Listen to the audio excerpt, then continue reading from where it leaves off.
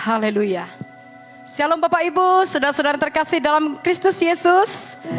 Kami mengucapkan selamat datang dan selamat beribadah di ibadah yang pertama Gereja Injili Anugerah Tuhan, Giat Pancur Batu.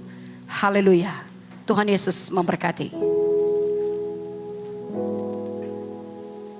Yesus, Engkau segalanya bagi kami. Kau sumber kekuatan kami. Kau penyelamat kami. Engkau Tuhan yang setia, sumber kekuatanku. Engkau Yesus, Juru Selamatku, harapanku, jawabanku. Yesus, Kau segalanya bagiku, Tuhan dan Rajaku. Kasih sayang-Mu melimpah di dalam hidupku. Salib-Mu tebusku, bebaskanku, sembuhkan aku. Ku percaya mujizat-Mu ku alami sekarang ini. Kau Tuhan kami yang setia, sumber kekuatan kami. Sekali lagi Bapak Ibu tanyakan pujian ini. Engkau Tuhan yang setia, sumber kekuatanku. Engkau Yesus, Juru Selamatku, harapanku, jawabanku. Yesus, Kau segalanya bagiku, Tuhan dan Rajaku. Kasih sayang-Mu melimpah di dalam hidupku. Salib-Mu tebusku, bebaskanku, sembuhkan aku. Ku percaya mujizat-Mu ku alami sekarang ini. Anugerah-Mu bagiku, anugerah-Mu bagiku. Tak sekalipun Kau tinggalkanku. Besar kasih setia-Mu, ku percaya padamu.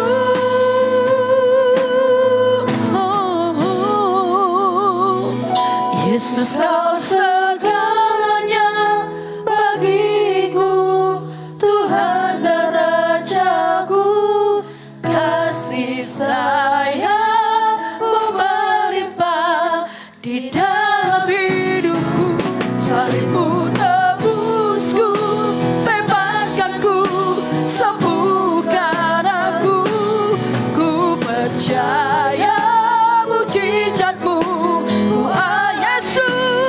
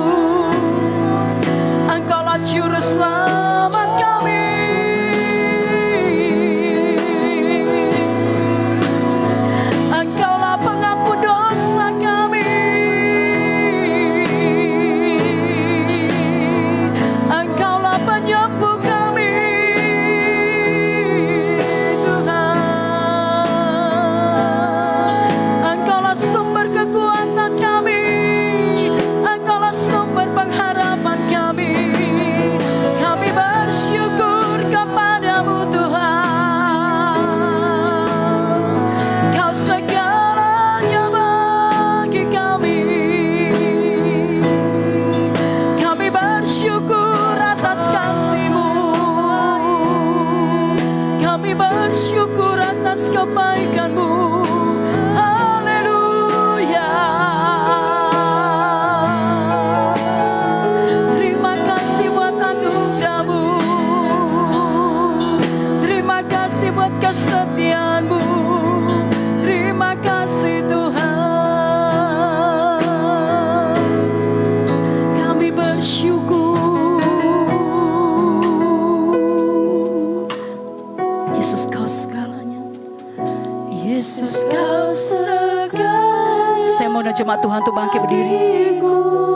Tuhan dan Rajaku, kasih sayang-Mu melimpah di dalam hidupku. Salib-Mu tebusku, bebaskanku, sembuhkan aku. Ku percaya Yesus Kau segalanya. Yesus Kau segalanya bagiku.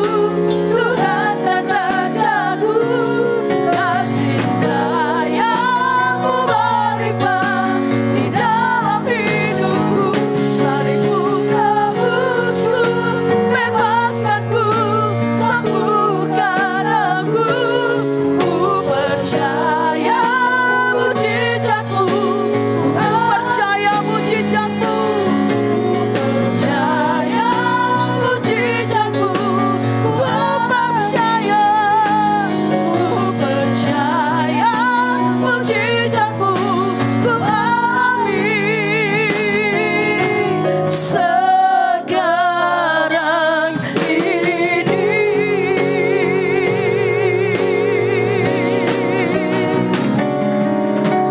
Terima kasih untuk kesetiaan-Mu dalam hidup kami Tuhan. Terima kasih untuk rahmat-Mu yang selalu baru tiap pagi bagi kami. Kami bersyukur Tuhan Engkau selalu menyertai kami Tuhan. Kami Tuhan percaya kepadamu bahwa Engkau Yesus Tuhan Juru Selamat kami. Engkaulah sumber kekuatan kami Tuhan. Engkaulah sumber pengharapan kami Tuhan. Engkaulah penyembuh kami Tuhan. Oleh bilur-bilur-Mu kami disembuhkan. Kami percaya dalam hadirat-Mu Tuhan ada kuasa yang luar biasa.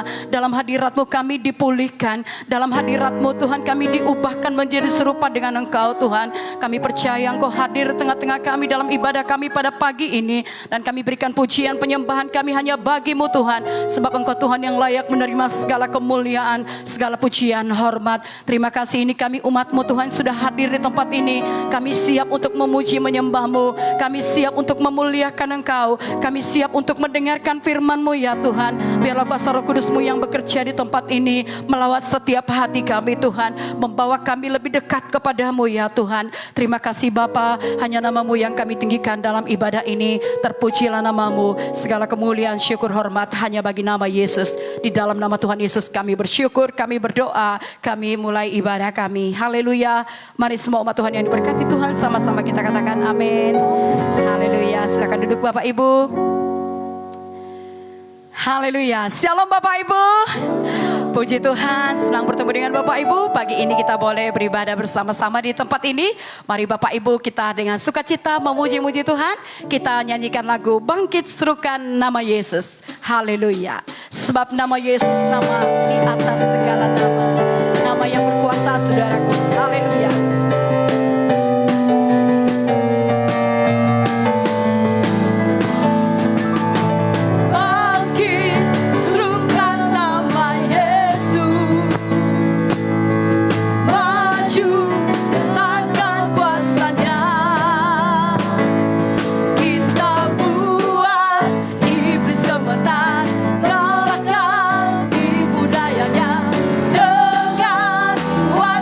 Nama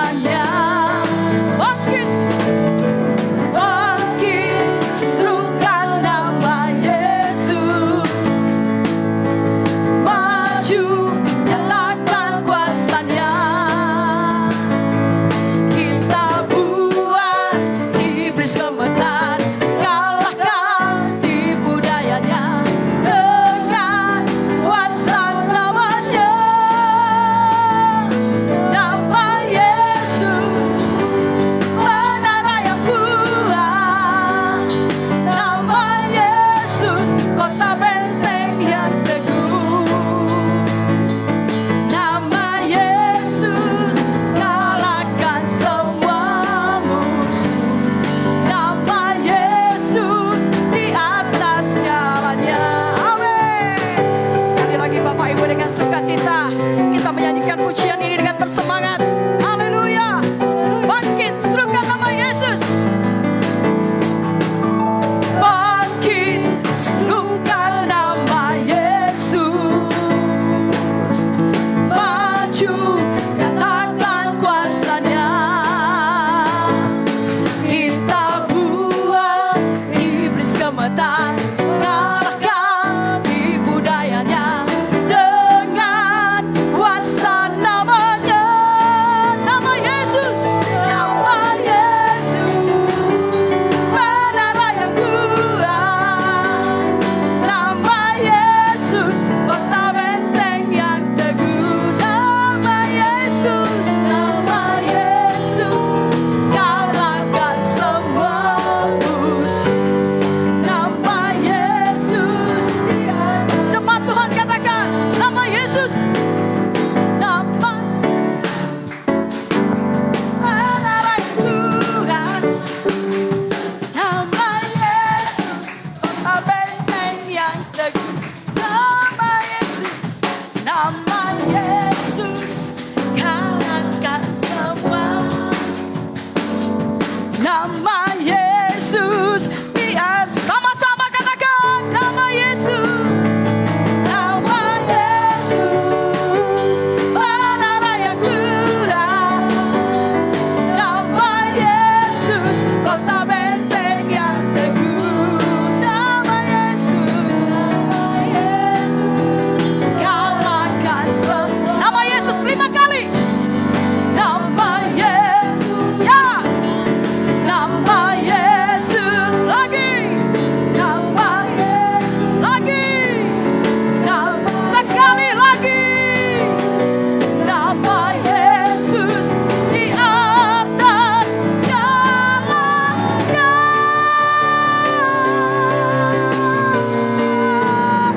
Haleluya. Haleluya.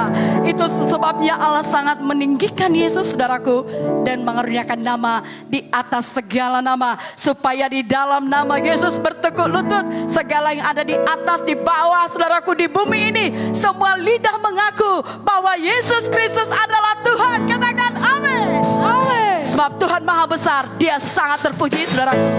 Dia kita tinggikan melebihi dari segala ilah Allah yang ada di dunia ini. Katakan amin. Haleluya. Sebab Tuhan Maha Besar. Sebab Tuhan Maha Besar dan sangat terpuji. Dia lebih dahsyat dari segala Allah. Sebab Tuhan Maha Besar dan sangat terpuji. Kuasanya dahsyat, menghantam lagi. Sebab Tuhan Maha Besar dan sangat terpuji. Dia lebih dahsyat dari segala Allah. Sebab Tuhan Maha Besar dan sangat terpuji. Kuasanya dahsyat, menghancurkan. Ceritakanlah kemuliaannya di antara segala bangsa, dan perbuatannya yang sungguh ajaib di antara suku. Dan Tuhan Maha Besar, sebab Tuhan Maha Besar dan sangat terpuji. Dia lebih dahsyat dari segala Allah. Sebab Tuhan Maha Besar dan sangat terpuji. Kuasanya dahsyat, menghancurkan musuh. Dengar Bapak Ibu, Allah yang kita sembah adalah Allah yang hidup. Tidak seperti berhala-berhala yang disembah oleh orang-orang lain. Saudaraku, punya mata tidak bisa melihat, punya telinga tidak bisa mendengar. Tapi Tuhan yang kita sembah adalah Tuhan yang luar biasa. Dia punya mata melihat, punya telinga mendengar. Katakan amin. Dengan semangat Bapak Ibu sekali lagi. Sebab Tuhan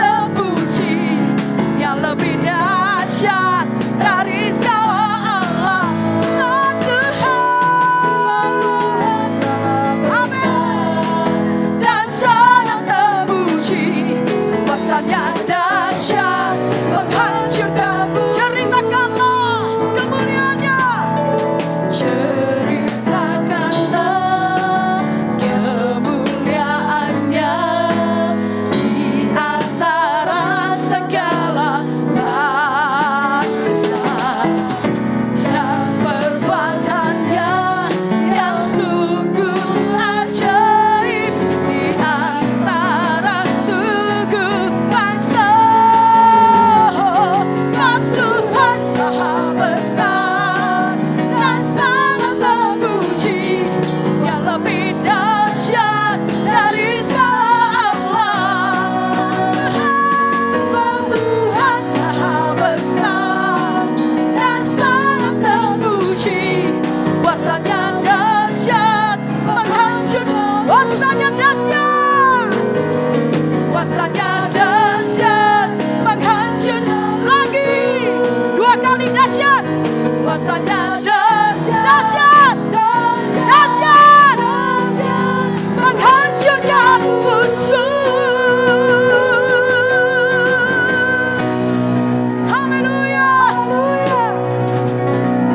Saudaraku, bahwa Tuhan sudah memberikan kuasa kepada kita untuk menginjak ular dan kalajengking, kuasa untuk menahan kekuatan musuh sehingga tidak ada yang membahayakan kita. Amin, saudaraku. Amen. Itu sangat luar biasa. Mari dengan sukacita saya mau jemaat Tuhan untuk bangkit berdiri, saudara.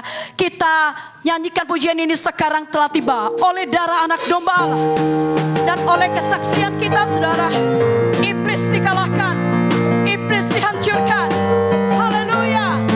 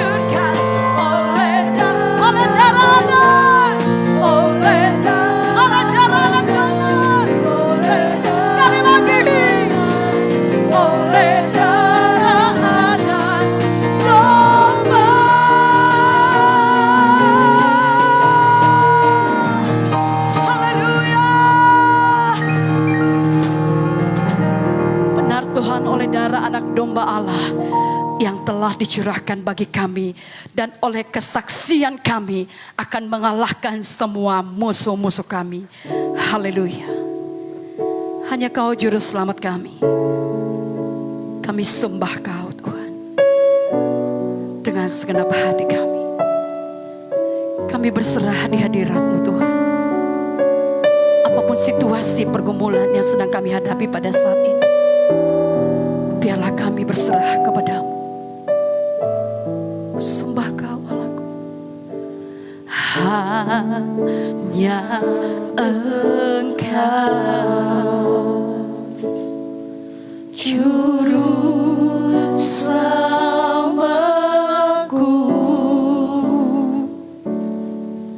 Tuhan Kau setia padaku.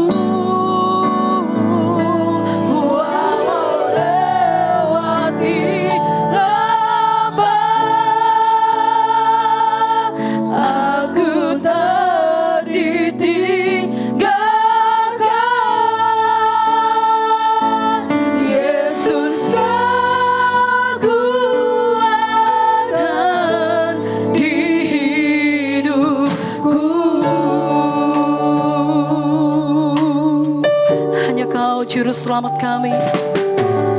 Hanya Engkau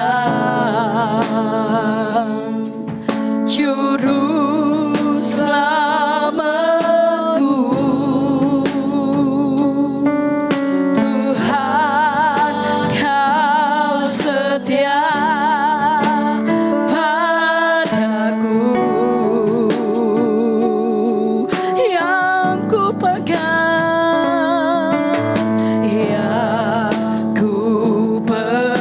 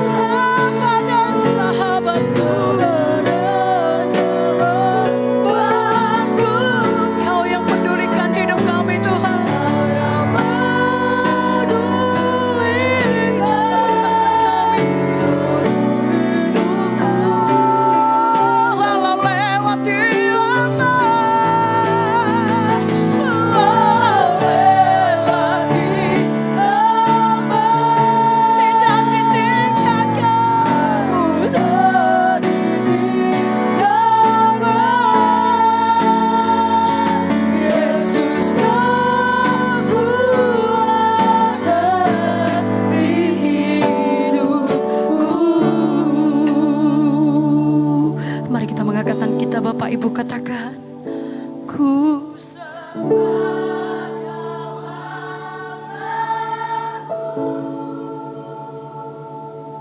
Bapa dan Sahabatku,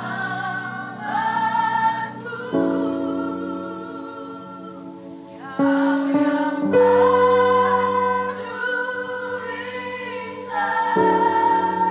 seluruh hidupku.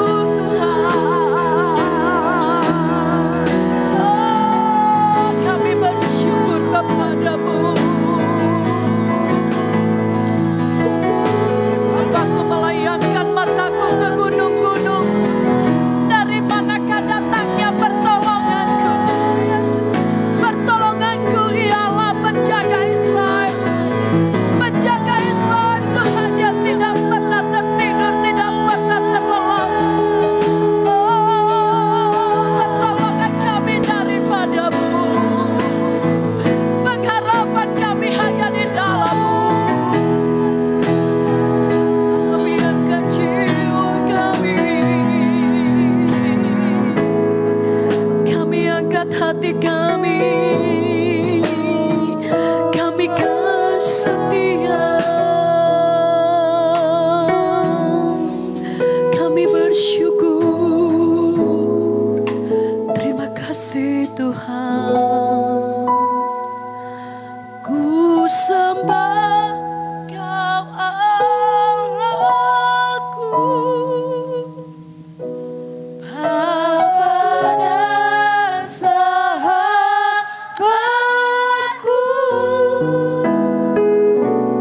Kau yang pedulikan seluruh hidupku, walau lewati lembah, walau lewati lembah, tidak ditinggalkan, aku tak ditinggalkan. Yesus kekuatan di hidupku. Sekali lagi sama-sama. Ku sembah Kau Allahku, ku sembah Kau Allahku, Bapa dan sahabatku, Kau yang pedulikan hidupku, Kau yang pedulikan seluruh hidupku.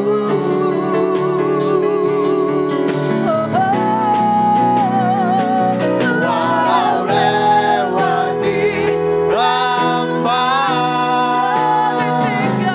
aku tak ditinggalkan. Yesus kekuatan, Yesus kan Yesus kuasa, kekuatan, Yesus kan Yesus kuasa, kekuatan. Yesus kan kuasa Di hidupku. Berikan kemuliaan bagi nama Yesus. Haleluya. Terima kasih Tuhan, Engkaulah kekuatan bagi kami, Amin.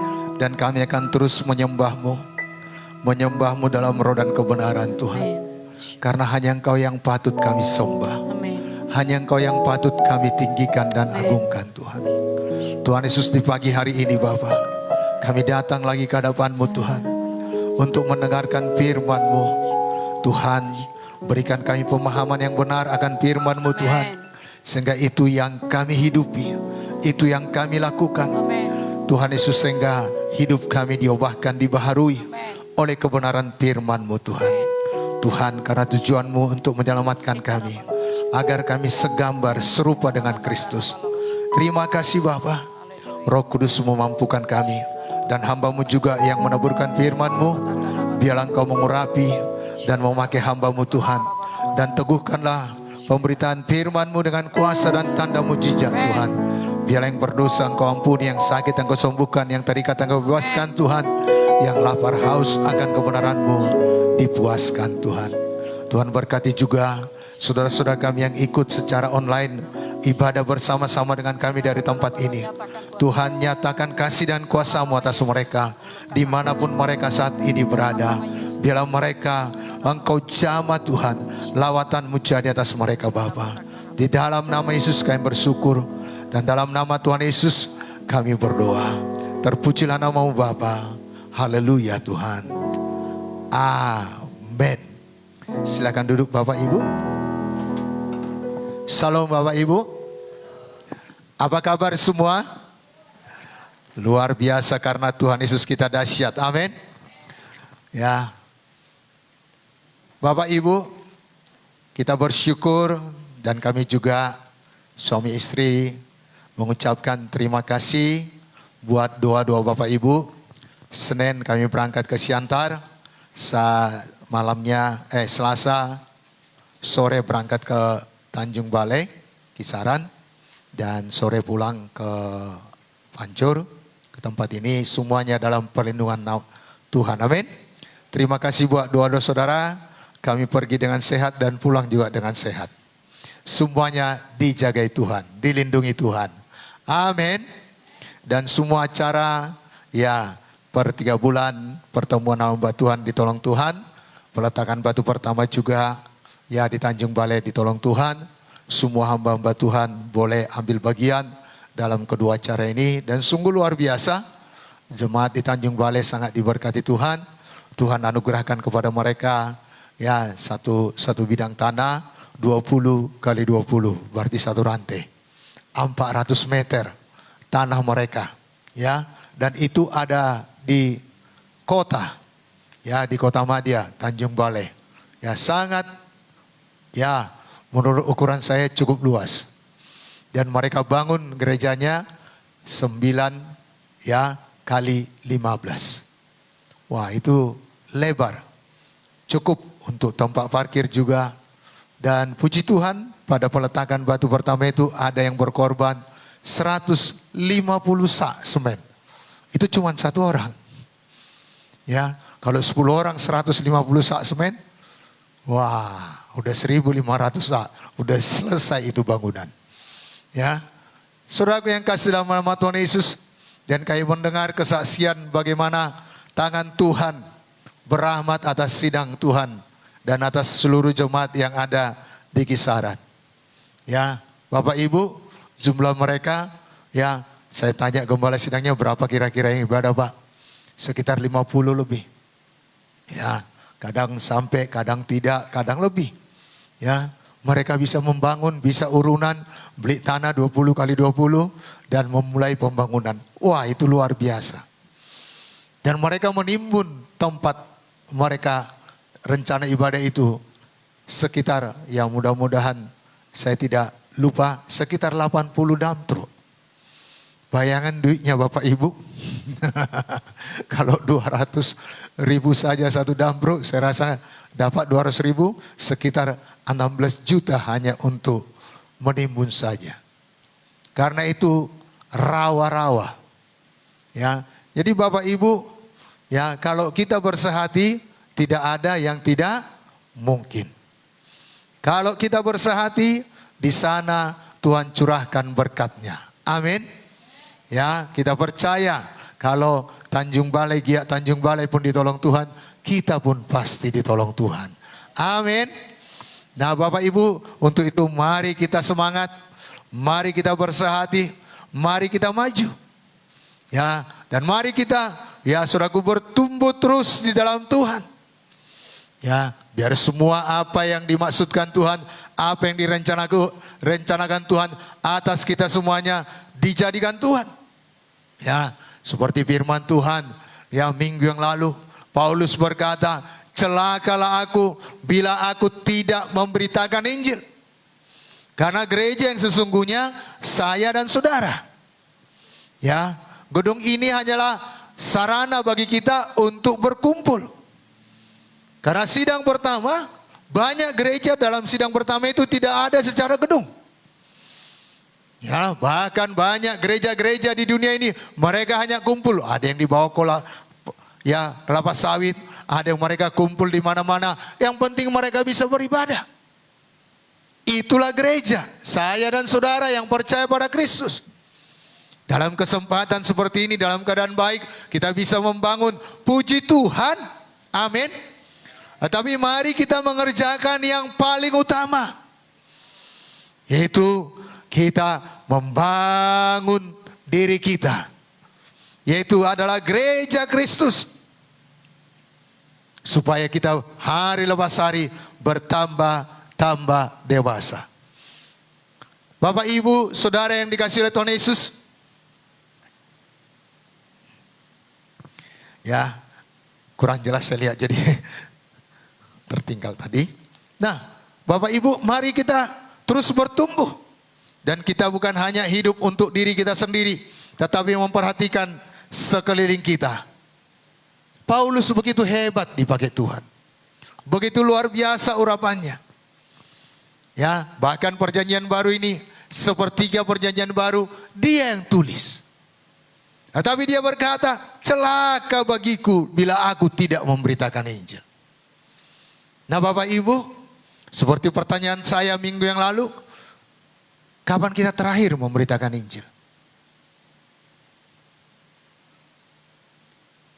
Kapan kita terakhir memberitakan perbuatan-perbuatan Tuhan yang besar dalam hidup kita? Karena kita dipanggil bukan hanya saja percaya kepada Kristus, kita diselamatkan bukan hanya untuk diri kita sendiri, tetapi Yohanes 15 ayat 16 berkata, kita harus pergi dan menghasilkan buah. Yesus berkata, bukan kamu yang memilih aku, tetapi aku yang memilih kamu. Supaya pergi dan menghasilkan buah. Dan buahmu itu tetap adanya. Bapak Ibu, kita dipanggil bukan hanya untuk kita saja. Bukan hanya untuk mengalami mujizat saja. Tetapi kita dipanggil untuk pergi. Untuk menyampaikan apa yang Tuhan lakukan dalam hidup kita. Bahkan Rasul Petrus menuliskan dalam suratnya yang pertama, pasal yang kedua ayat yang ke-9 dikatakannya, tetapi kamulah bangsa yang terpilih, imamat yang rajani, bangsa yang kudus, umat kepunyaan Allah sendiri, supaya kamu memberitakan perbuatan-perbuatan yang besar dari Dia. Saya percaya setiap kita yang ada di sini, bahkan Bapak Ibu yang ada di rumah yang sudah percaya kepada Kristus Yesus, pasti memiliki satu saja, minimal satu maksud saya, pengalaman perbuatan Tuhan dalam hidup saudara. Itu cukup untuk kita beritakan kepada orang lain. Saudara yakin akan keselamatan jiwa saudara? Saudara yakin kalau dosa saudara sudah diampuni? Itu cukup menjadi berita kita kepada orang lain.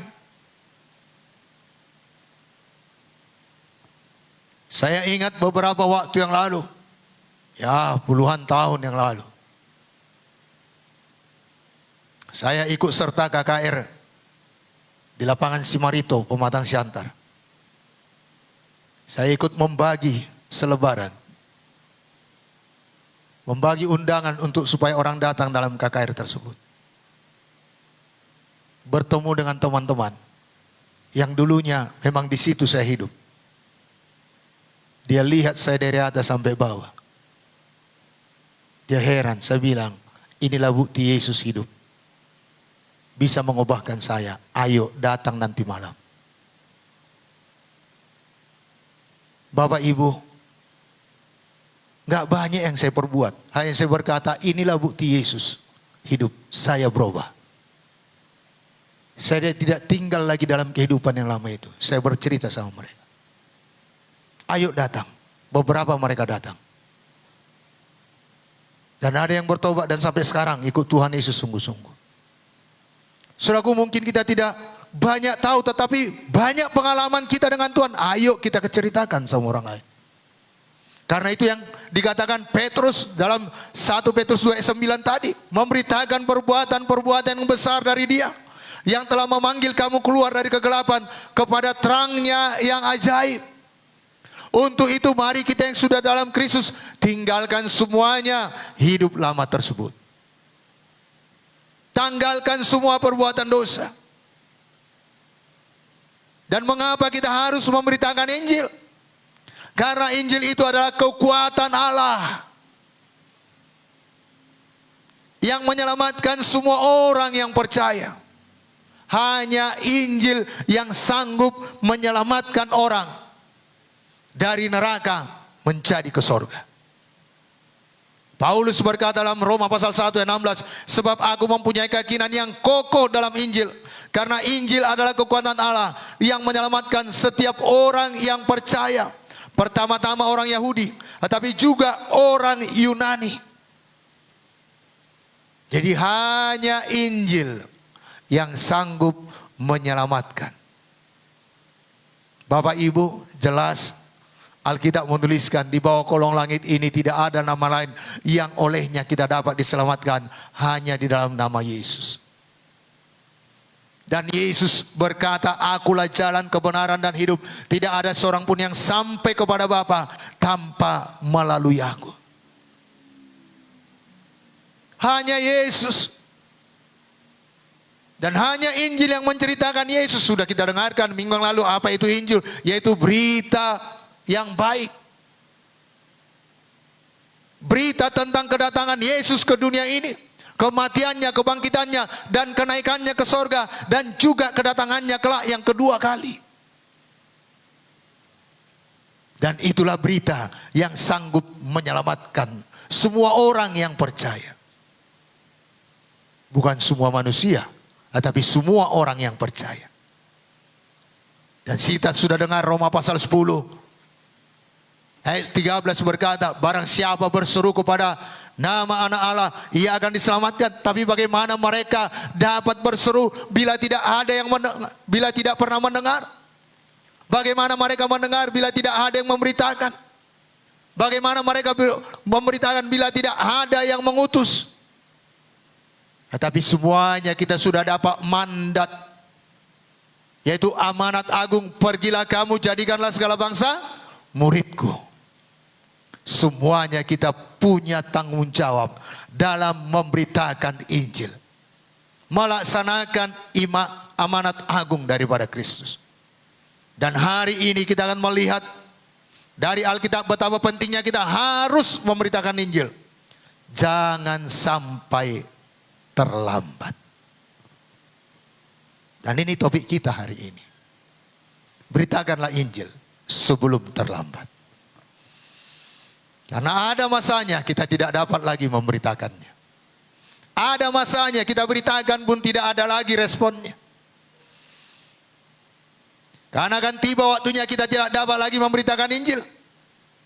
Karena semua manusia ditetapkan untuk mati sekali. Sesudah itu akan dihakimi. Dan orang yang percaya pada firman Tuhan, yang percaya kepada Yesus akan beroleh hidup yang kekal. Sedangkan orang yang tidak percaya bahkan sama sekali tidak pernah mendengarkan Injil. Atau mungkin dia dengarkan, dia abaikan. Dia tolak kebenaran firman Tuhan, dia akan dimasukkan ke dalam neraka yang kekal.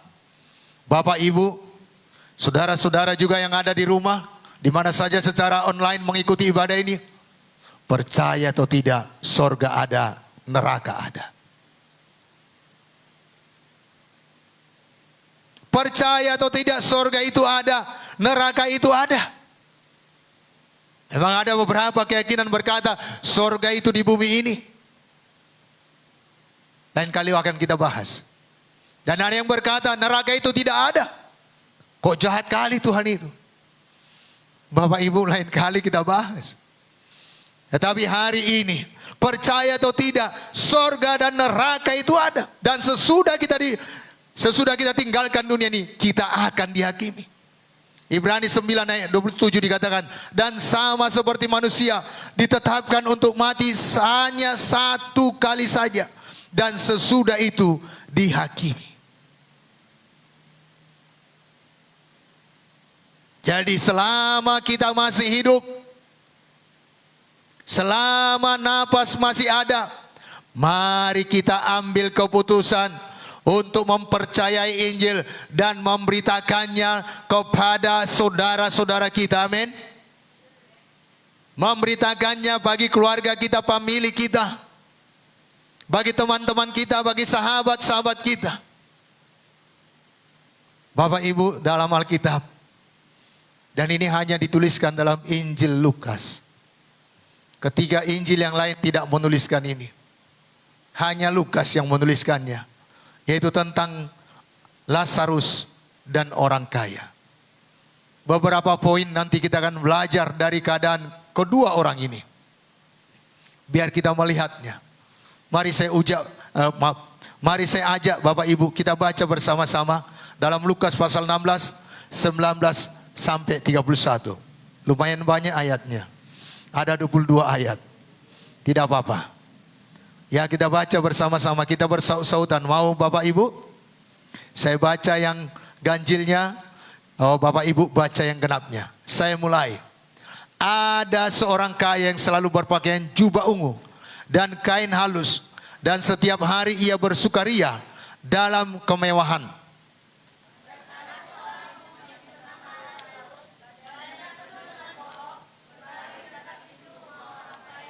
Dan ingin menghilangkan laparnya dengan apa yang jatuh dari meja orang kaya itu. Malahan anjing-anjing datang dan mencilat boroknya.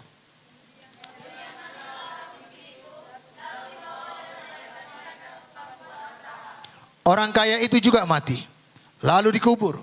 Dan sementara ia menderita sengsara di alam maut, ia memandang ke atas dan dari jauh dilihatnya Abraham dan Lazarus duduk di pangkuannya.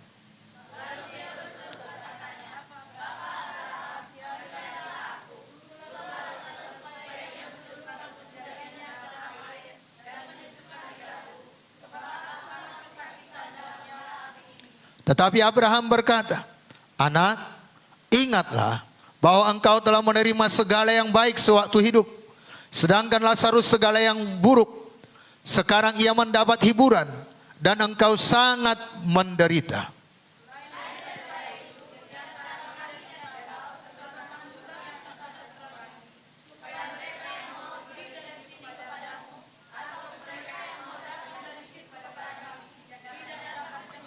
Kata orang itu, kalau demikian, aku minta kepadamu Bapa, supaya engkau menyuruh dia ke rumah ayahku.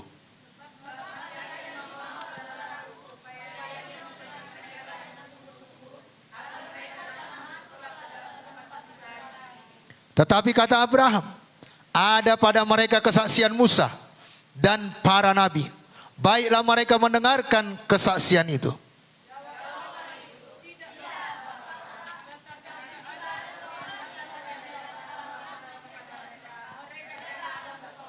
Kata Abraham kepadanya, jika mereka tidak mendengarkan kesaksian Musa dan para nabi, mereka tidak juga akan mau diyakinkan, sekalipun oleh seorang yang bangkit dari antara orang mati.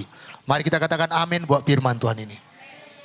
Bapak Ibu Saudara yang dikasihi oleh Tuhan Yesus, jelas dari penampilannya kelihatan mana yang kaya, mana yang miskin.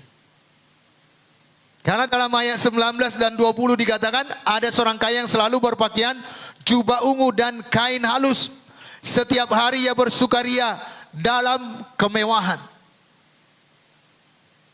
Dan Lazarus yang miskin dikatakan ya badannya penuh dengan borok, berbaring dekat pintu rumah orang kaya itu dan ingin menghilangkan laparnya dengan apa yang jatuh dari meja orang kaya itu. Malahan anjing-anjing datang dan mencilat boroknya. Terjadi perbandingan. Perbedaannya sangat menyolok. Yang kaya pakaiannya wow. Berpesta, bersukaria dalam kemewahan. Tetapi dua-dua mengalami hal yang sama. Karena ayat selanjutnya dikatakan, ayat 22-23, orang miskin itu mati. Ayat 23 dikatakan, orang kaya itu juga mati. Jadi nggak ada manusia mau kaya, mau miskin, nggak mati. Apapun kondisi kita, apapun keadaan kita, bagaimanapun status sosial kita, kaya kah, miskin kah, berpendidikan kah, tidak berpendidikan kah, sama-sama mati. Dan ini tidak perlu diundang, karena dia datang sendiri. Atau tahu saudara kapan saudara mati? Enggak ada. Saya pun nggak tahu. Ya, bahkan yang udah sekarat di rumah sakit pun nggak tahu kapan dia mati. Kita berpikir besok pagi nggak ada lagi. Ternyata 10 tahun lagi masih hidup.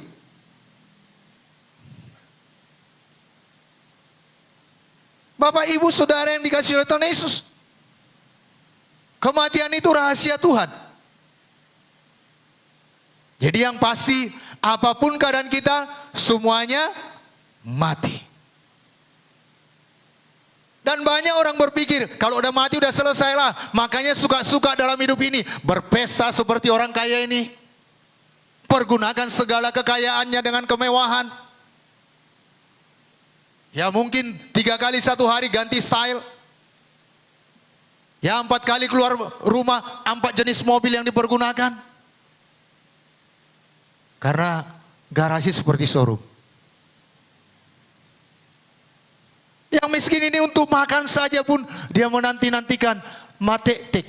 Tahu matetek? Jatuh dari meja orang kaya itu makanan, baru dia bisa isi perutnya. Tapi dua-dua mati. Jelas Alkitab menuliskan ada perbedaan. Orang miskin ini mati lalu dibawa oleh malaikat ke pangkuan Abraham. Ternyata sesudah kematian kita dari bumi ini, ada lagi kehidupan yang akan kita jalani.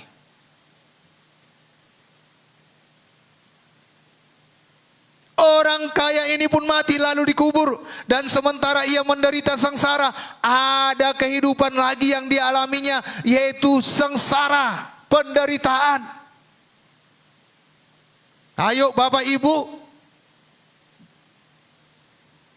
Kalau saudara masih sangsi akan keselamatan jiwa saudara, pastikan sesudah selesai mendengarkan firman Tuhan ini, datang pada Yesus. Apalagi Bapak Ibu pendengar kami yang ikut secara online ibadah bersama dengan kami, mungkin siaran tunda nanti. Pastikan keselamatan jiwa saudara. Dan Bapak Ibu juga yang ada di tempat ini masih sangsi ke saudara, yakinkan diri saudara, karena itulah yang menjadi modal kita. Karena firman Tuhan berkata, jadilah padamu seperti apa yang kau percayai. Kita yakin ada Yesus dalam kita. Kita tahu kita memiliki hidup yang kekal. Amin.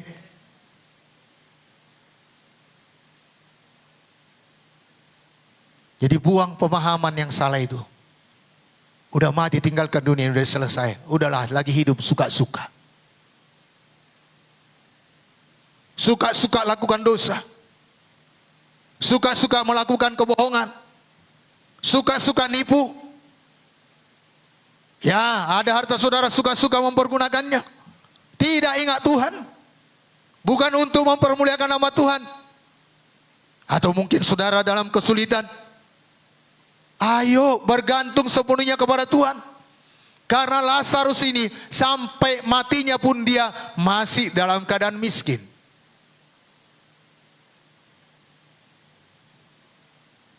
Tetapi Alkitab menuliskan dia dibawa ke pangkuan Abraham. Walaupun dia miskin, tetapi secara rohani dia tidak miskin.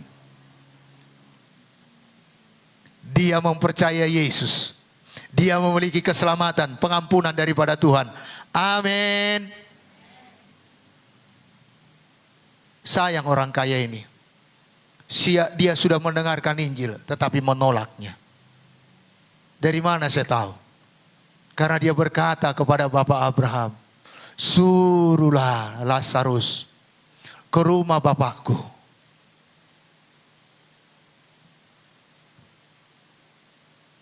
Karena dikatakan supaya ia memperingati mereka dengan sungguh-sungguh. Berarti dengan kata lain, Lazarus yang miskin itu sudah pernah menginjili dia. Hanya dia tidak mau menerimanya. Bapak, Ibu, Saudara yang dikasihi oleh Tuhan Yesus. Mari. Dalam hidup ini kita tahu kemana kita sesudah meninggalkan dunia ini. Biarlah kita memilih, oh saudaraku, Yesus Kristus agar kita beroleh hidup yang kekal. Firman Tuhan berkata dalam 1 Yohanes 5 ayat 11 sampai yang ke-13. Barang siapa memiliki anak, ia memiliki hidup. Barang siapa tidak memiliki anak, ia tidak memiliki hidup.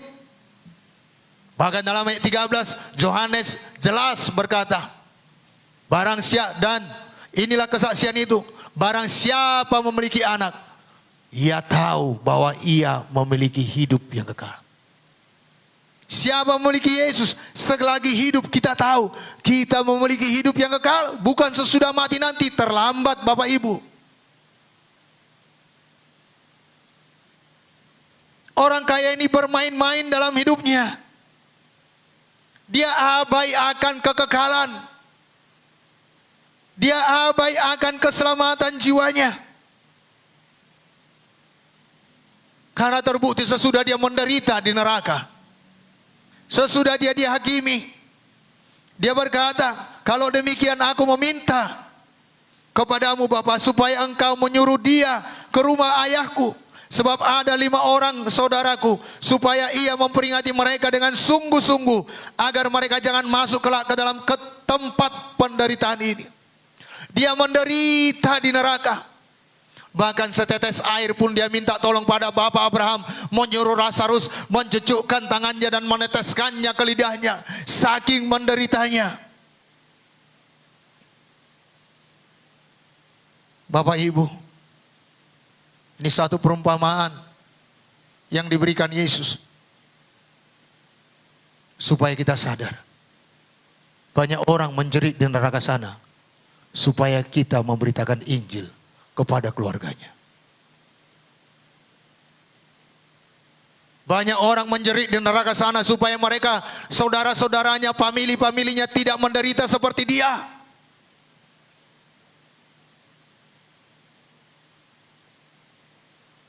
Ini adalah kesempatan bagi kita yang hidup masih ada sampai saat ini. Amin. Untuk memberitakan Injil keselamatan kepada mereka-mereka yang masih hidup. Mungkin keluarga kita, mungkin famili kita. Bapak Ibu, buanglah itu ketakutan. Jangan takut dalam memberitakan Injil. Paling-paling saudara diejek. Paling-paling kuat saudara dibunuh kalau memberitakan Injil.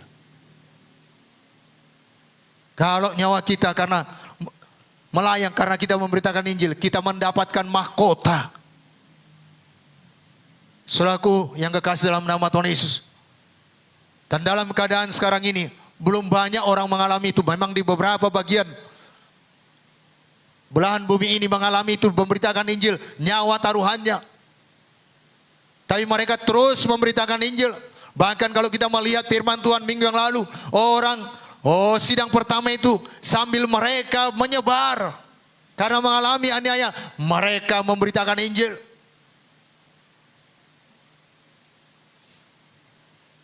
Bapak Ibu, ini cerita orang yang mengalami penderitaan.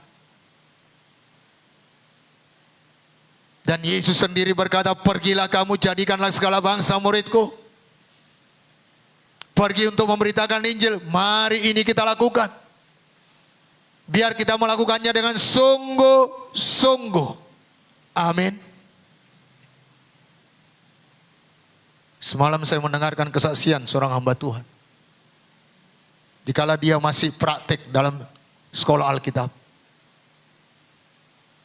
Setiap Sabtu dia pergi ke desa untuk melayani gereja yang ada di desa. Dan dia ada tinggal di tempat jemaat yang memiliki pembantu rumah tangga. Keyakinannya berbeda dengan dia. Tapi dikali hari pertama bertemu dengan pembantu rumah tangga di mana dia tinggal itu, yang adalah anak Tuhan. Tuhan menggerakkan hatinya untuk memberitakan Injil kepadanya. Tetapi dia takut. Dia berpikir, nanti kayak mana kalau ditolak? Nanti kayak mana kalau dia marah? Dia cerita, ngilir ke dulu. Ya, istilah ada beberapa anak Tuhan berkata, kangkung genjer, tapi nggak berita tentang Yesus. Cerita politik, mungkin cerita yang lain dapat 2 jam, tapi nggak ada cerita tentang Yesus. Dia pulang dari pelayanan dengan hati galau. Semua bisa kuceritakan, tetapi Yesus kenapa tidak? Dia doa, dia puasa. Minggu selanjutnya dia pergi, tidak juga beritakan Injil. Sampai beberapa kali. Bahkan minggu keempat, dia cerita sedikit tentang Yesus, tapi sampai situ tidak tuntas. Dia pulang lagi ke pelayan, kurang yakin. Bulan selanjutnya, dia ambil tekad. Saya tidak akan cerita yang lain lagi selain Yesus. Dan dia langsung cerita tentang Yesus. Dan kebetulan itu dekat Natal, dia cerita tentang Natal itu apa. Yesus datang ke dunia ini untuk menebus umat manusia. Sehingga setiap orang yang percaya kepada Yesus beroleh hidup yang kekal. Dia cerita panjang lebar tentang Yesus. Dan di akhir dia menyaksikan Yesus, dia berkata, maukah ibu membuka hati menerima Yesus menjadi Tuhan dan Juru Selamat pribadi ibu? Si ibu ini terdiam. Si ibu ini berkata, ini yang kutunggu Pak, sejak saya bertemu dengan Bapak beberapa bulan yang lalu. Tuhan sudah mempersiapkan hati ibu itu. Demikian jiwa-jiwa di sekitar kita Bapak Ibu, Tuhan sudah mempersiapkan hatinya. Hanya ketakutan kita, hanya pikiran kita yang menghalangi kita untuk memberitakan Injil kepada mereka. Mari beritakan Injil. Dan terakhir ibu itu membuka hati, dia terima Yesus dengan sukacita, dengan respon yang baik. Hamba Tuhan tadi pulang, sepertinya tidak menginjak kaki lagi. Dia penuh dengan sukacita. Bapak Ibu, kenapa? Karena satu orang selamat, beribu-ribu malaikat di sorga kalau sorga pun bersorak-sorai, tumben saudara yang memberitakan Injil gak bersorak-sorai. Ayo kita memberitakan Injil. Mungkin itu biasa dengan kita. Tetapi sudahkah kita memberitakan Yesus kepadanya? Tiap hari kita ketemu dengan dia. Mungkin sekali seminggu dia datang ke tempat kita, curhat dia masalahnya. Tetapi karena ketakutan kita, keseganan kita, kita tidak memberitakan Yesus Tuhan Juru Selamat yang sanggup menolong dia. Mari penuhi tempat kita dengan kesaksian tentang Yesus, amin. Dan yang terutama hidup kita dulu menjadi Injil yang hidup, yang kelihatan. Biarkan firman Tuhan itu membaharui kita, sehingga kita lebih mudah memberitakan keselamatan pada jiwa-jiwa. Karena hidup kita sudah menjadi suratan-suratan Kristus yang bisa dibaca oleh banyak orang. Jangan kita sama dengan dunia ini. Bapak, Ibu, Saudara yang dikasihi oleh Tuhan Yesus. Dari apa yang baru kita baca, orang di neraka itu menjerit. Dengan bahasa saya, cukuplah aku yang menderita, keluargaku jangan menderita. Bapak Abraham, suruhlah Lazarus itu memberitakan Injil ke rumah bapakku.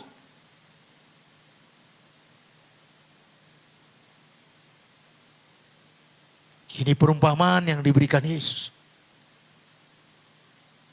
Bapak Ibu, mari dengan sungguh-sungguh, dengan segenap hati kita ambil berat dalam pemberitaan Injil ini sebelum waktunya terlambat. Kalau di Son Maradian nggak ada lagi mau beritakan Injil A sampai Z pun nggak ada lagi reaksinya. Walau ada hamba Tuhan berkata ada pemberitaan Injil bagi orang-orang mati, tetapi Alkitabiahnya nggak ada. Nggak ada dasar tertulis yang untuk memberitakan Injil bagi orang mati. Orang hidup yang perlu Injil. Bahkan Daud berkata, apakah bisa di tempat orang mati memuliakan engkau? Kata Daud kepada Tuhan, hanya orang hidup yang dapat menyembah Tuhan. Hanya orang yang hidup yang dapat memuliakan Tuhan. Hanya orang yang hidup yang dapat mengerjakan semua apa yang Tuhan inginkan. Ayo Bapak Ibu, selagi ada waktu, mari kita memberitakan Injil, amin. Dan Bapak Ibu Saudara yang dikasihi oleh Tuhan Yesus, sama seperti Bapak Abraham, seandainya pun ada seorang yang datang dari antara mati kepada mereka, mereka tidak akan bertobat. Orang mati ini berkata, jawab orang itu, tidak Bapak Abraham, tetapi jika ada seorang pun yang datang dari antara orang mati kepada mereka, mereka akan bertobat. Banyak orang berpikir, banyak mengalami mujizat, banyak orang bertobat. mujizat tidak membuat orang bertobat.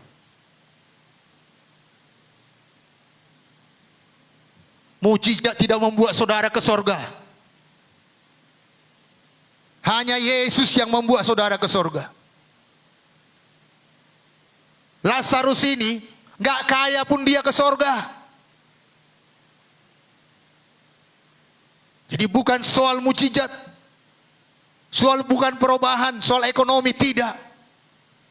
Walaupun itu akan jadi, karena Matius 6 ayat 33 Alkitab menuliskan itu Tuhan janjikan. Tapi seandainya pun seperti Lazarus ini, borok-borokkan sampai dia mati.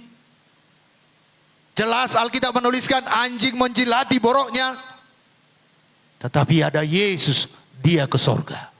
Amin. Karena di sorga nanti boroknya hilang. Ayo. Jangan dasarkan, jangan buat imanmu kepada mujizat. Dikala mujizat jadi, aku percaya Yesus. Kalau nggak mujizatnya nggak ada, Yesusnya berubah. Tidak. Sembuh atau tidak, Yesus tetap Tuhan. Amin. Kaya atau miskin, Yesus tetap Tuhan. Ayo mari letakkan dasar iman percayamu dengan benar. Ya maaf ya, suara saya kencang-kencang ini. Ya, saya mengasihi saudara. Saya berkata selalu kepada Tuhan, mau ke manapun kondisiku Tuhan, Engkau tetap Yesus bagiku.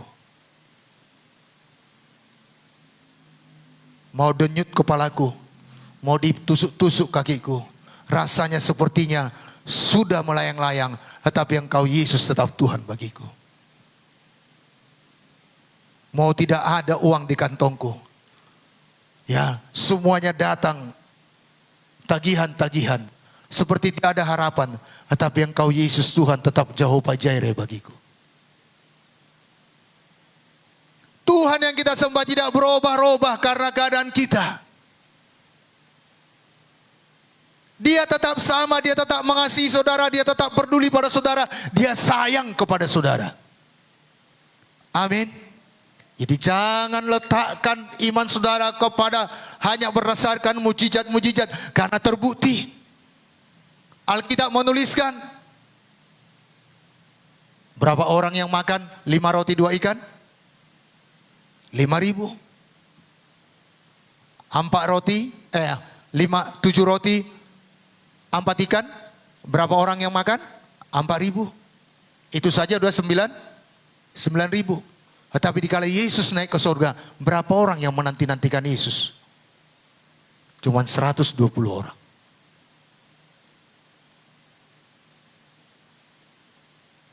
Bapak Ibu saudara yang dikasihi oleh Tuhan Yesus, ayo letakkan iman percayamu kepada apa yang tertulis. Amin. Karena firman Tuhan yang tertulis itu tidak akan berubah-ubah. Karena Bapak Abraham jelas berkata ayat 31. Kata Abraham kepadanya, jika mereka tidak mendengarkan kesaksian Musa dan para nabi, mereka tidak juga akan mau diyakinkan. Untuk itu mari kita yang sudah tahu kebenaran firman Tuhan, tahu keselamatan, mari beritakan kebenaran firman Tuhan pada jiwa-jiwa. Mari saksikan perbuatan Tuhan. Mari saksikan Injil kebenaran. Mari beritakan Injil kebenaran pada jiwa-jiwa. Amin. Saudaraku yang kekasih dalam nama Tuhan sebahkan, Bapak Abraham berkata, sekalipun seorang yang bangkit dari antara orang mati, mereka tidak mau diyakinkan.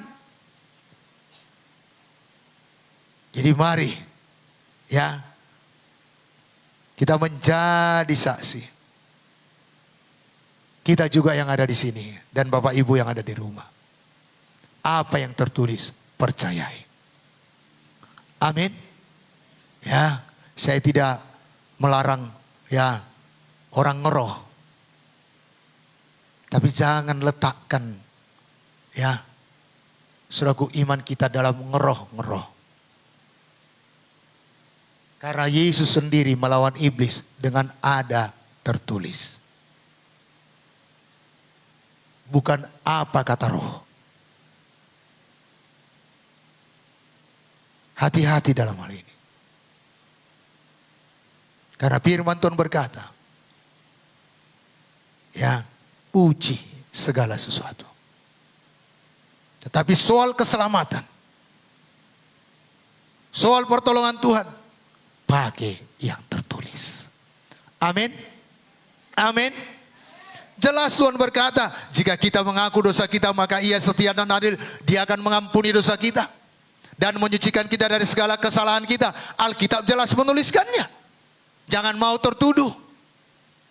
Dan jika anak Allah ada dalam kita dan kita di dalam Dia, oh saudaraku yang kekasih dalam nama Tuhan Yesus, apa saja yang kita minta dan doakan, maka Ia akan memberikan apa yang kita inginkan. Apa yang kita doakan, itu ada tertulis. Pakai yang tertulis. Ya, jadi mari Bapak Ibu Saudara yang dikasihi oleh Tuhan Yesus, mari kita terus ya menginjil, jangan berhenti memberitakan keselamatan kepada orang lain. Dengan singkat saya sampaikan 3 rangkuman dalam cerita apa yang sudah kita baca. Bahwa apa yang sudah kita baca tadi dalam Lukas pasal 16 tadi, ia mengajarkan kepada kita bahwa kehidupan kita tidak akan pernah berakhir. Umur manusia memang Musa berkata 70, kalau dia kuat 80 tahun. Tetapi sesudah itu ada kehidupan selanjutnya. Lazarus mati, masuk dalam kebahagiaan, ke dalam sorga yang kekal. Orang kaya itu mati di luar Tuhan, dia mengalami kesengsaraan. Tapi saudaraku yang kasih dalam nama Tuhan Yesus, marilah kita semuanya hidup dengan takut akan Tuhan. Dan hidup kita ini seperti uap adanya. Sebentar kelihatan, besok tidak ada lagi. Mari kita berjaga-jaga. Amin. Dan kalau kita sadar bahwa kehidupan kita akan berlanjut dan itu ditentukan dari kehidupan kita saat ini, maka kita tidak akan hidup dengan sembarangan. Sebaliknya akan memperhatikan hidup kita dengan seksama. Ayo evaluasi hidup kita. Perhatikan kemana waktu kita pergunakan. Dalam Efesus 5 ayat 15 berkata, karena itu perhatikanlah dengan saksama bagaimana kamu hidup. Jangan seperti orang bebal, tetapi seperti orang arif. Dan mari kita pergunakan setiap waktu yang ada untuk mempersiapkan diri bagi kehidupan selanjutnya. Karena ayat 16 dikatakan, dan pergunakanlah waktu yang ada, karena hari-hari ini adalah jahat. Orang kaya itu gagal mempergunakan waktunya yang ada. Di depan matanya Lazarus yang miskin, dia gagal berbuat baik. Karena dia menolak Injil. Karena sesudah kita menerima Injil lah kita dapat berbuat baik. Dan dia juga tidak mempergunakan kekayaannya untuk memuliakan Tuhan. Dia hanya mempergunakan semua yang dimilikinya hanya untuknya.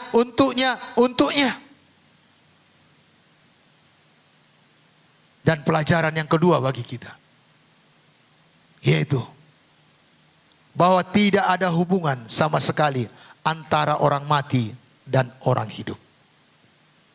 Jadi jangan mau tertipu. Apalagi saudara kalau diajak ziarah ya. Saudara ngomong sama yang di situ, yang di kuburan itu, seandainya dia jawab, saudara berani enggak? Saya mau tanya Bapak Ibu yang di rumah. Karena banyak orang pergi ziarah, dia ngomong sama yang mati itu. Tiba-tiba dia nongol. Dan menjawab saudara, iya cucuku, katanya. Saya percaya saudara duluan lari. Lewat apa yang diceritakan dalam Alkitab ini jelas. Di antara kami dan engkau ada jarak yang cukup luas. Dari sini ke sana tidak dapat, dan dari sana kemari tidak dapat. Bapak Abraham demikian. Jadi sesudah mati, gak ada hubungan lagi dengan dia.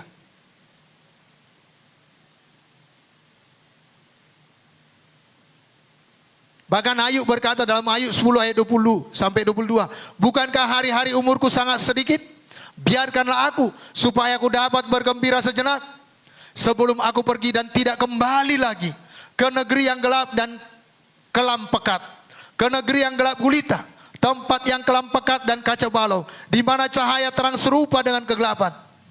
Dari jelas Bapak Ibu, dari apa ini yang disampaikan oleh Ayub, menegaskan bahwa setiap orang meninggal tidak mungkin lagi mereka atau roh atau arwah mereka kembali ke dunia ini. Tapi kenapa bisa banyak orang ya nanya pada arwah? Karena iblis pun bisa menyamar seperti malaikat terang. Iblis pun bisa menyamar seperti malaikat terang. Ayo hati-hati, jangan mau tertipu. Yang ketiga, dari apa yang kita baca, itu mengajarkan kepada kita bahwa iman yang sejati bukan lahir dari mujizat. Apa yang sudah saya sampaikan tadi. Setelah mati, orang kaya ini baru punya beban penginjilan. Baru dia sadar betapa perlunya rupanya percaya pada Injil.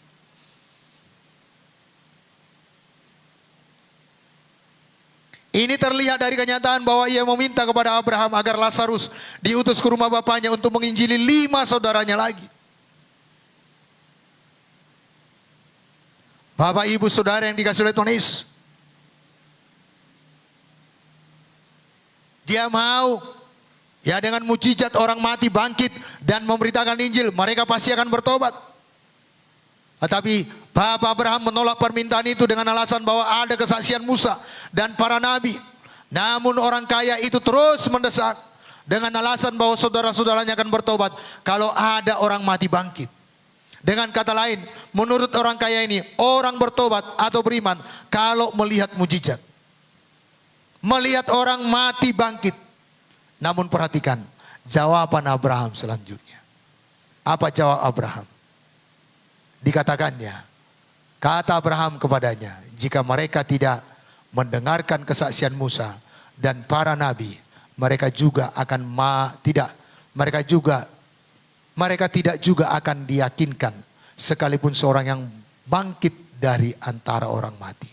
Dengan kata lain, Abraham mau berkata bahwa kalau orang itu tidak percaya kepada firman Tuhan, maka orang itu tidak akan percaya sekalipun melihat mujizat. Saya melayani Tuhan 32 tahun.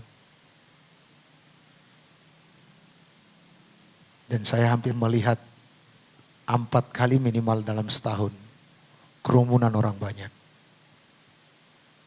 Karena selalu saya ikut KKR. Dan saya melihat banyak orang yang sembuh. Bahkan banyak yang kami doakan sembuh. Dalam KKR itu bahkan ratusan.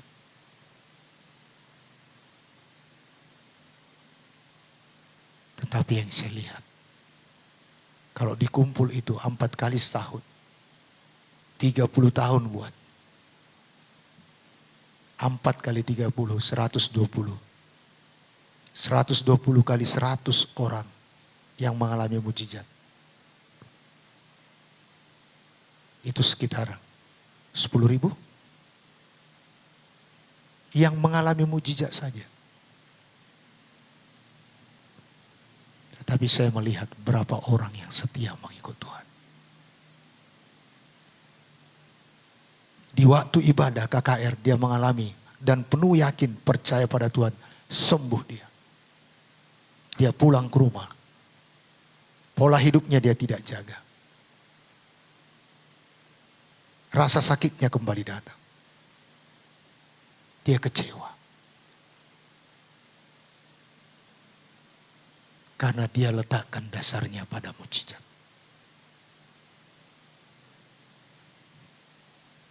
Ada orang mengikut Tuhan supaya dia bertambah-tambah kaya. Saya bukan anti kaya. Tetapi itu tidak tercapainya. Karena motifnya yang salah tadi. Karena Alkitab jelas berkata, barang siapa dalam Kristus Yesus, dia adalah menjadi ciptaan yang baru. Tidak ada dituliskan di situ yang kaya, yang miskin menjadi kaya, yang kaya menjadi miskin, tidak. Tetapi kepribadiannya secara rohani dia berubah. Dia ikut Tuhan, dia ikut Tuhan. Tidak seperti apa yang dia harapkan. Dia kecewa. Sehingga ada tawaran. Ayo ganti iman percayamu. Dia langsung ganti. Karena dia dapat sedikitlah kekayaan. Dia tinggalkan imannya. Kenapa? Karena dia letakkan dasar imannya kepada Kristus yang salah. Bapak Ibu, jangan, kembali lagi saya sampaikan, jangan letakkan iman percaya kita selain kepada firman. Sama seperti apa yang dikatakan Abraham ini. Orang tidak percaya kepada firman Tuhan, maka orang tidak akan percaya juga meskipun melihat mujizat. Jadi marilah iman kita harus lahir dari pendengaran terhadap firman Tuhan. Amin. Roma 10 ayat 17 semuanya kita sudah hafal. Iman itu timbul dari pendengaran akan firman Kristus. Jadi mari Bapak Ibu, selagi masih ada kesempatan, mari kita memberitakan Injil. Jangan lebih terbeban orang yang di neraka daripada kita yang masih hidup ini. Mari ambil berat ini. Abang kita kah, adik kita kah, kakak kita kah, beritakan Injil kepadanya. Mungkin ada ejekan, gak apa-apa. Dan kita melakukannya dengan sungguh-sungguh. Sampai kita tahu, yakin, oh ini sudah sampai di sini saja. Jangan saudara sekali ditolak langsung kebaskan debu ya dari kaki saudara. Ayo lakukan dengan sungguh-sungguh, amin. Lakukan dengan segenap hati. Saya percaya semuanya kita akan berbuah lebat di hadapan Tuhan, amin. Karena kita yang selamat, kita yang sudah lahir baru, kita yang sudah diampuni Tuhan, berbuah jiwa-jiwa yang lahir baru. Berbuah jiwa-jiwa yang yakin akan keselamatan jiwanya. Berbuah jiwa-jiwa yang sungguh-sungguh seperti saudara. Jadi mari sebelum terlambat, mari kita lakukan. Puji Tuhan, Tuhan Yesus memberkati. Saya undang kita semua bangkit berdiri.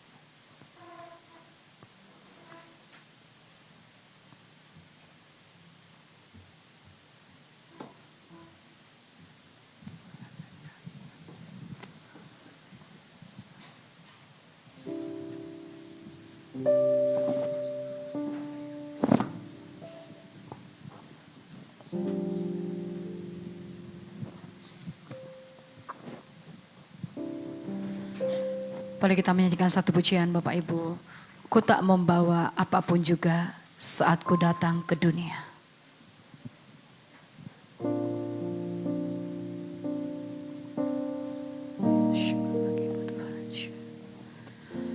Ku tak membawa apapun juga saat ku datang ke dunia. Ku tinggal semua pada akhirnya saat ku kembali ke surga. Inilah yang ku punya, inilah yang ku punya, hati sebagai hamba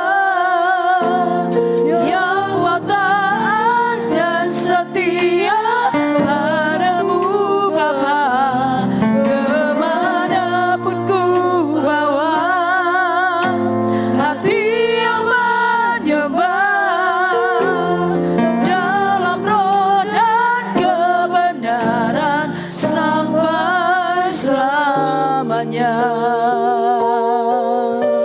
Sekali lagi Bapak Ibu, ku tak membawa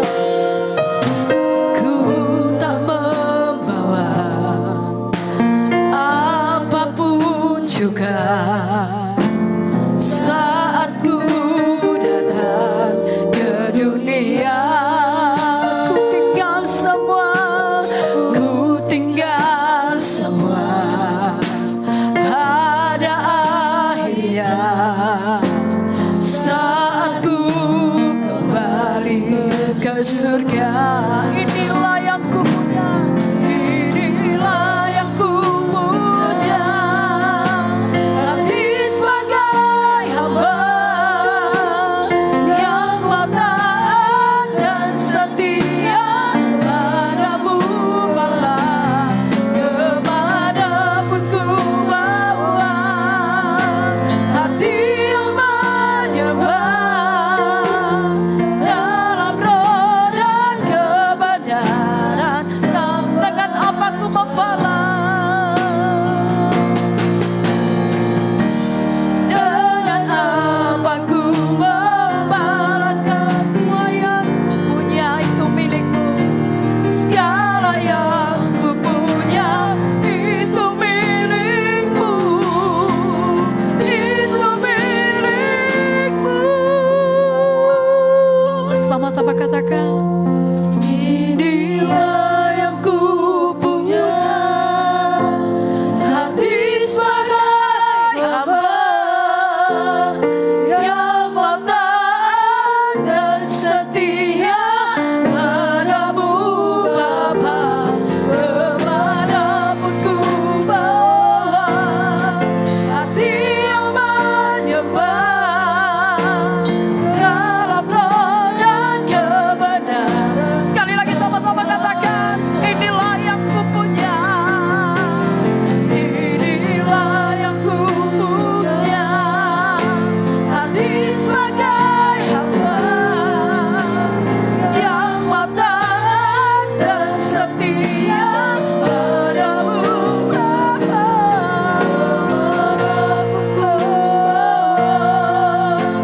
hati yang menyembah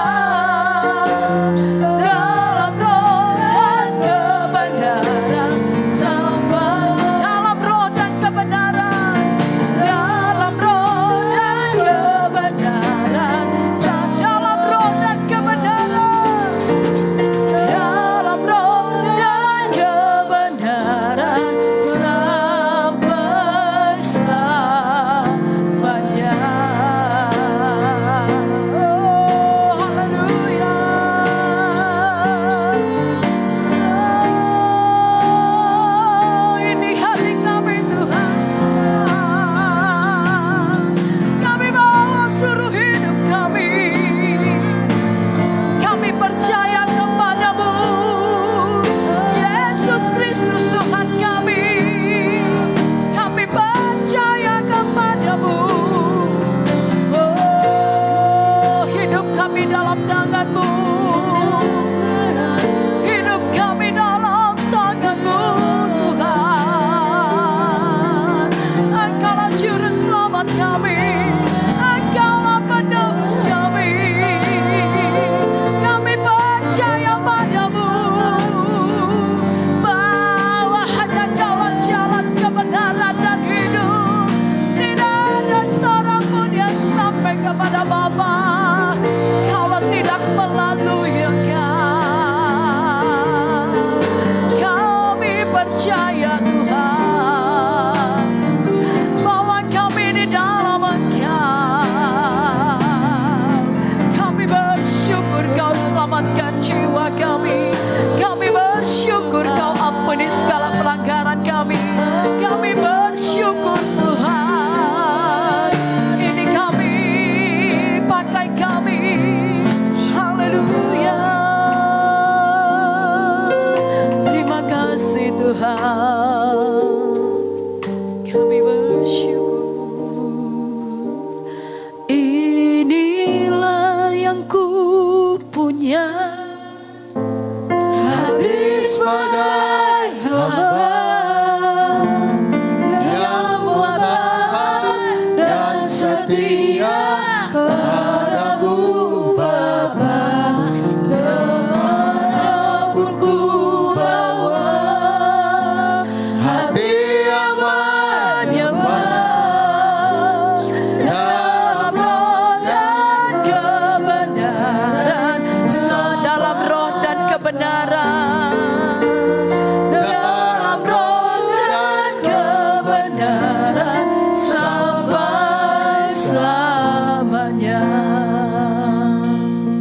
Yesus, inilah kami Tuhan, kami mau taat kepada kebenaran-Mu untuk pergi dan memberitakan Injil-Mu Tuhan.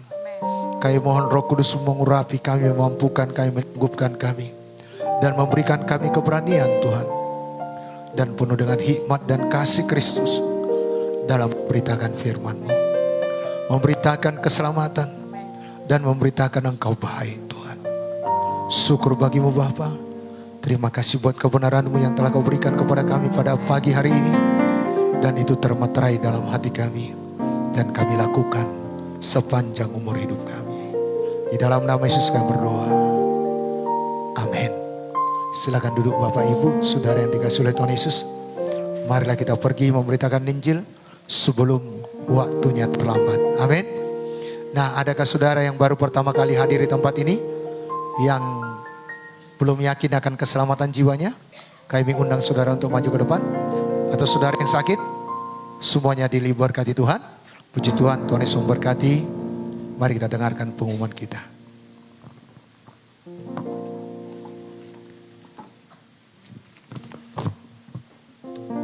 Puji Tuhan Bapak Ibu, shalom bagi kita semuanya.